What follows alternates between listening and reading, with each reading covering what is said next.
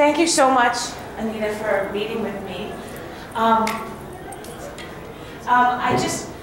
wanted to talk to you. I heard your speech. Your speech was very inspirational. I mean, I knew who you were because that's when I really started getting involved in politics. And so I know all the hard work you've done and the risk you took to your own personal life exposing these people. But what I want to know is, what have you seen change since you exposed ACORN for what they really were? Well, one of the things I think that has changed the most is that people are aware of what's going on. Before, they were able to operate with basic immunity. Most people didn't, impunity. Most people weren't paying attention. They didn't understand that these organizations were out there. And of course, every once in a while you see something on TV, but nothing like it is now. And because we are more aware, they have become more secretive too. A lot of the information that I was able to access in 2009 has been effectively buried by Google or erased from the internet. So I always take screenshots when I find something, but I think it's because we're becoming more effective and we're becoming a threat to them and their existence.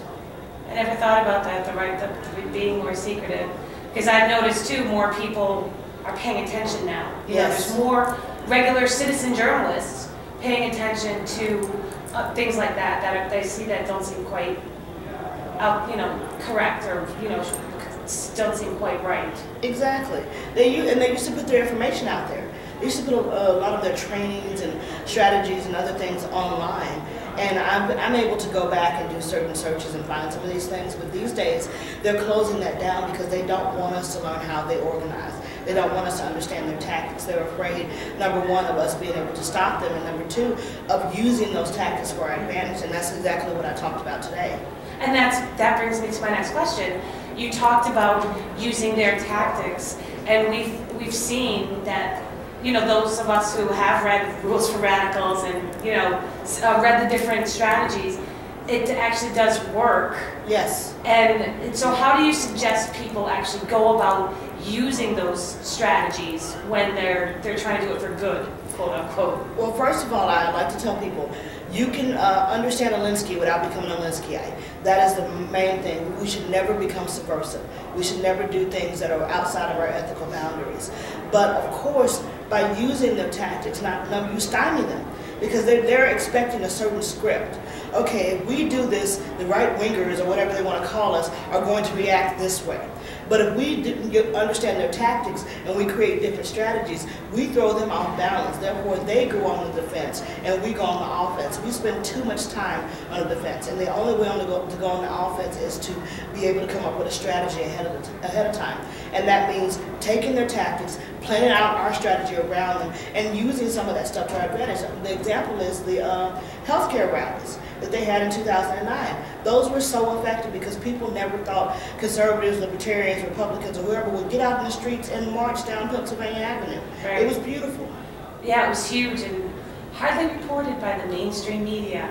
No, and I'm doing another course on direct action tactics, and I talk about how the media is complicit in all of this, and they will underreport numbers and not cover events. But in the case of stuff they agree on, Ferguson protests were everywhere. Occupy protests, they were lauding those kids as being so courageous to get out there and destroy property and harass police. Right, exactly. And so that's the other thing. Like, you actually were in the mainstream media, but they were actually, some of them were reporting on what you were saying. But you point out in your presentation how they were stifled. Yes. They were told not to report. By higher ups, they were told not to report. How do you fight that? Regular journalists still want to be, accountable and get out there and tell the news, but there's a vested interest in that not happening. So one of the things that I learned is from Andrew Breitbart is where you beat the media at their own game. By using the blogs, by, attacking them where it counts, by holding them accountable to their own set of rules, which is an Alinsky tactic, it makes it so much easier. When Bill O'Reilly went out against the New York Times, they didn't know what to do because all of a sudden their cover-up was exposed to national attention. And that's holding them to that set of rules that they have an ethical standard that they're supposed to meet. Right. So as citizen journalists, as bloggers, we have to understand that we can use guerrilla tactics to create our own media. Right, and that's one of the things. I've known you on Twitter for a while, and some Facebook, whatever. But that's one of the things. Like in 2009, it was mostly left wing. Yes. You know, the Obama campaign used it in 2008 to help win because they had that certain group all down. Yes. But it's switched, it's flipped, I think. Yes. There's a lot more conservatives, libertarians, and you know, people on the right on it. We own social media, and we definitely own Twitter.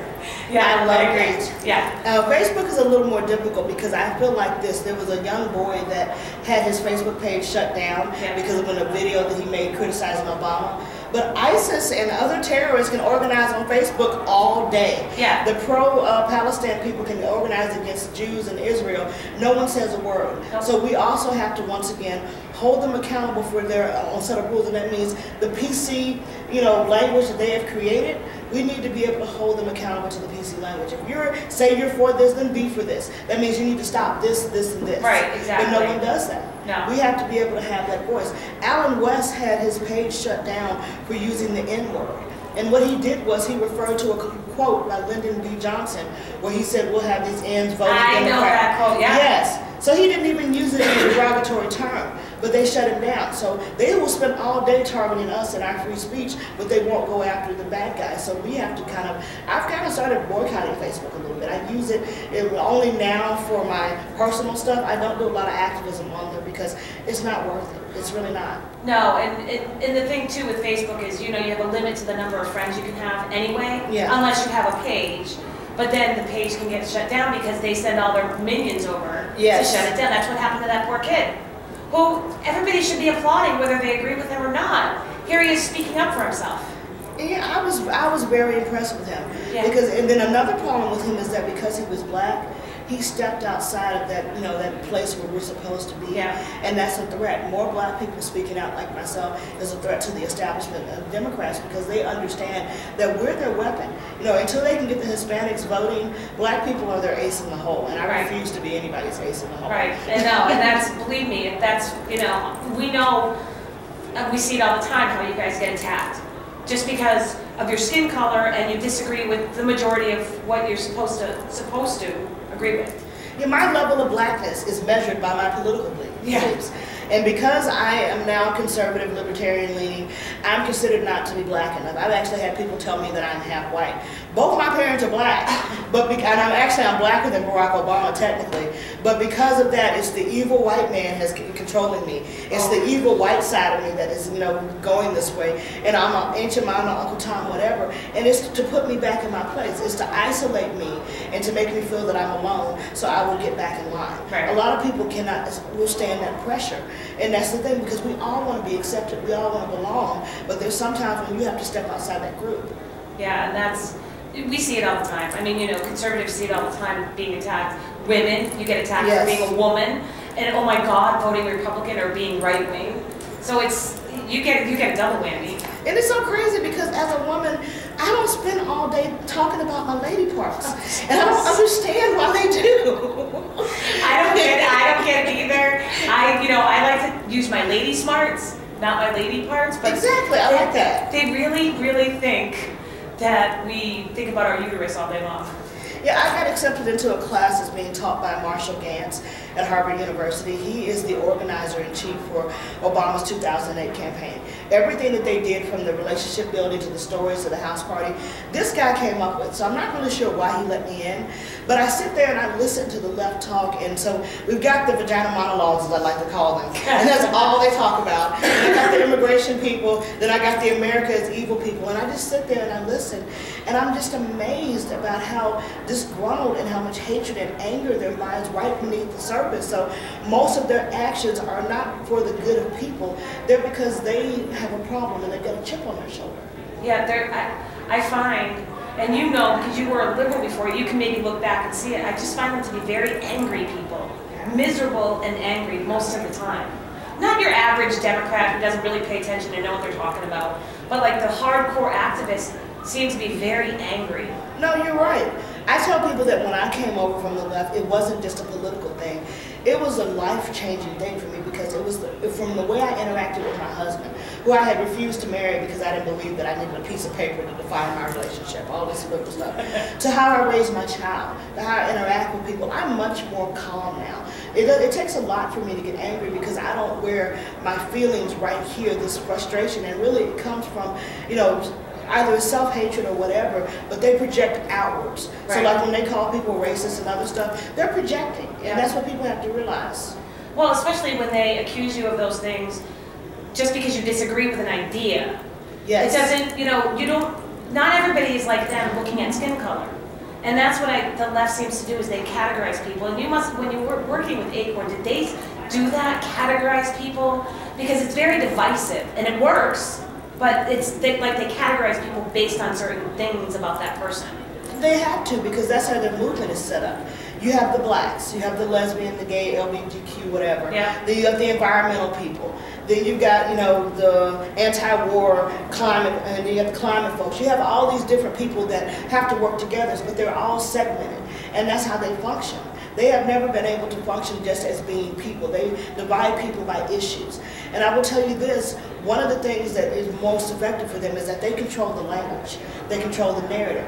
And we, most of the time, fall for it. So I tell people, it's okay to say, I don't agree with that premise. I don't think you're correct.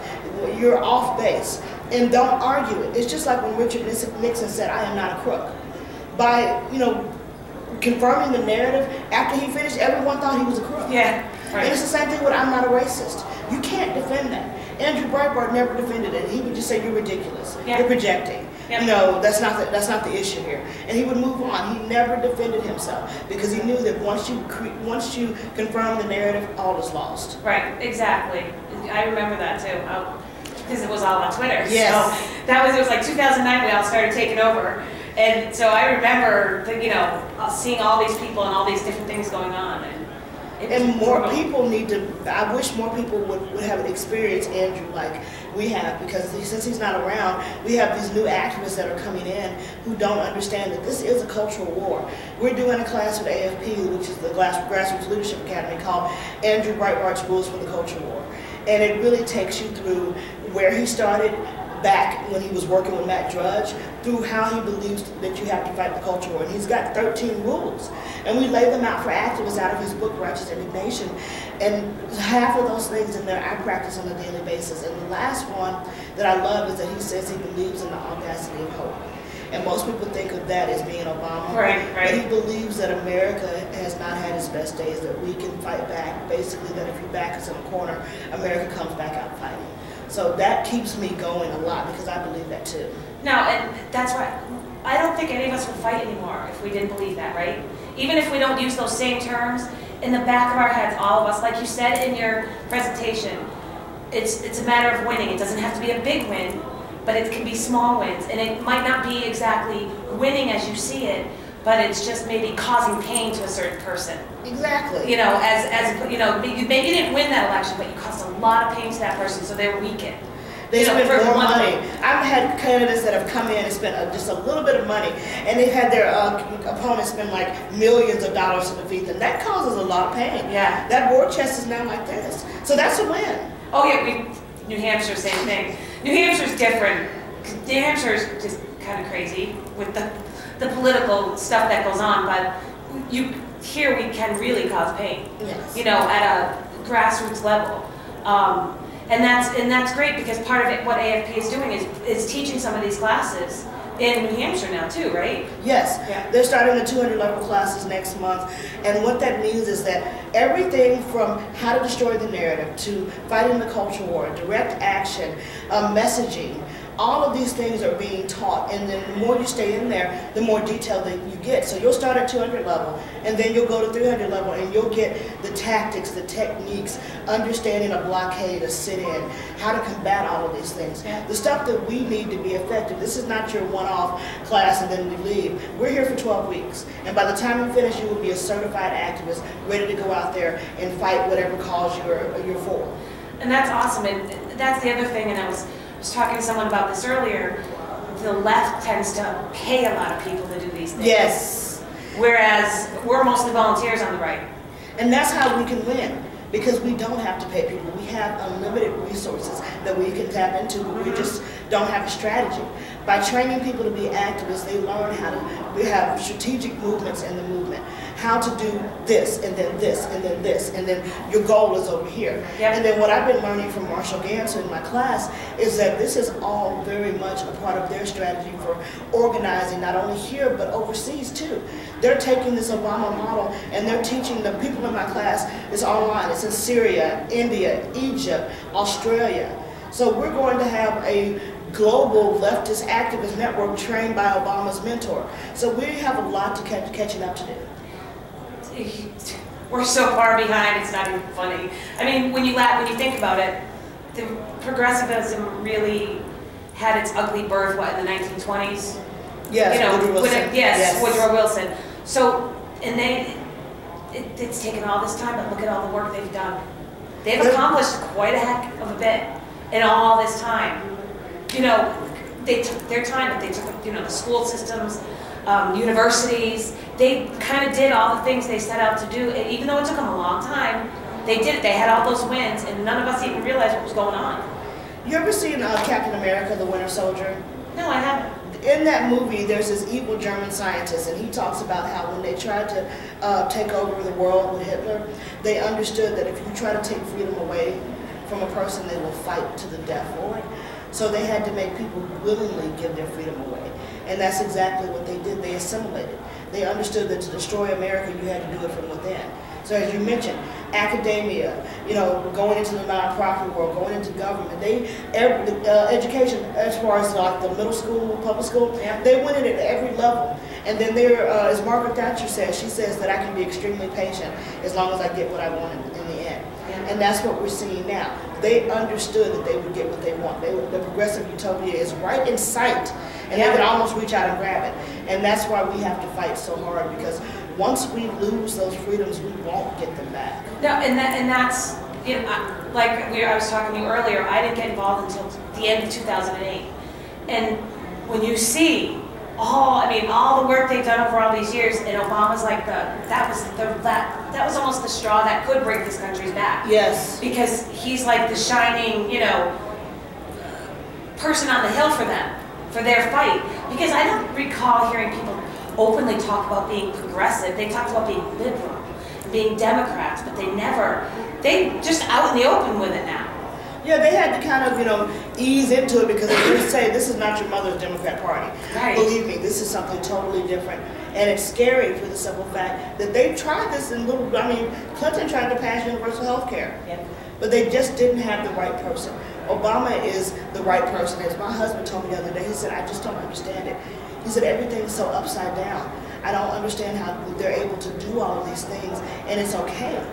And that's how I feel too. It's like I'm being punked, or I'm living in Wonderland. Yeah. But we don't have unicorns.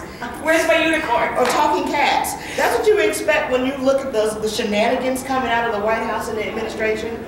I mean, I tweeted out the other day, I was like secretary.state@yahoo.com. I mean, seriously, you got state secrets and you've got a personal email address?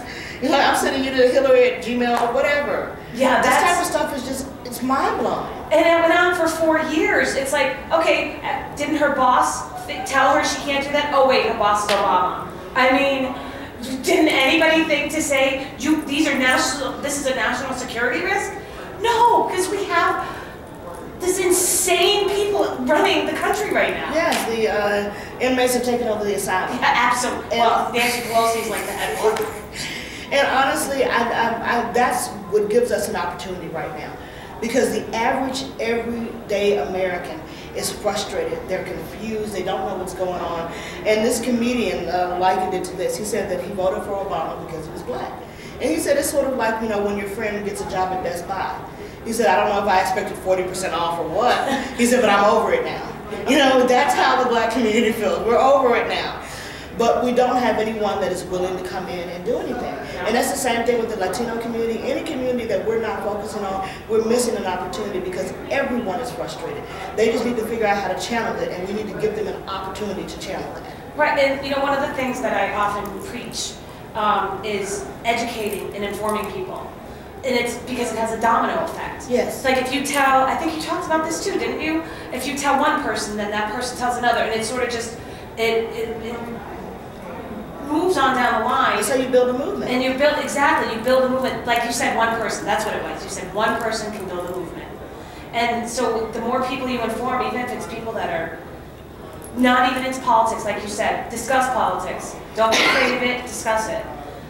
It moves further on down the line, and that's, I think, what you guys are trying to do, you know, in New Hampshire and other places as well. And we want to create power, and by power we mean everyone's a leader. Everyone has the ability to work collectively to enact social change.